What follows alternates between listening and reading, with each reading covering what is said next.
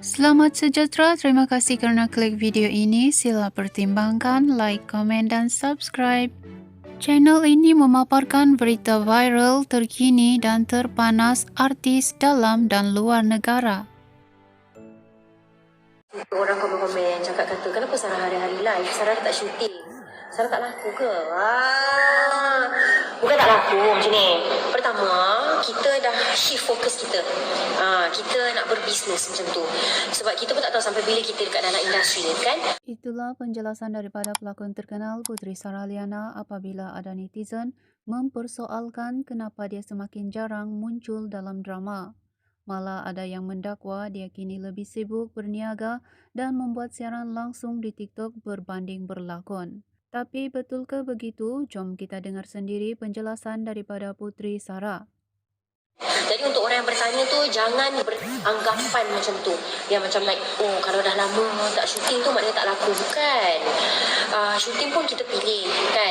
Menurut Puteri Sarah, dia sebenarnya masih menerima tawaran berlakon. Namun buat masa sekarang, fokusnya lebih kepada perniagaan dan juga aktiviti live di media sosial yang semakin mendapat sambutan. Puteri Sarah menjelaskan bahawa keputusan itu bukan kerana dia tidak lagi laku sebagai pelakon.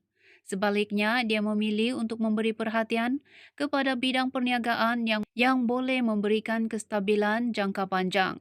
Katanya lagi, berlakon bukanlah sesuatu yang boleh dilakukan sampai tua. Disebabkan itu, dia mahu menggunakan peluang yang ada sekarang untuk membina masa depan melalui perniagaan.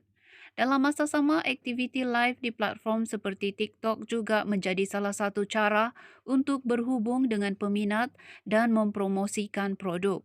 Menurutnya, rezeki boleh datang daripada pelbagai arah dan dia bersyukur dengan peluang yang diterima sekarang. Ada syuting tapi kalau bisnes kita alhamdulillah dah maju kan. Jadi kalau kita nak fokus syuting nanti bisnes kita pula tertinggal. Apapun keputusan yang dibuat oleh Puteri Sarah Liana, ramai peminat tetap menyokong perjalanan kerjaya sama ada di dalam dunia lakonan ataupun perniagaan. Jadi, apa pendapat anda? Adakah artis patut fokus berniaga selepas popular atau terus kekal aktif dalam dunia lakonan?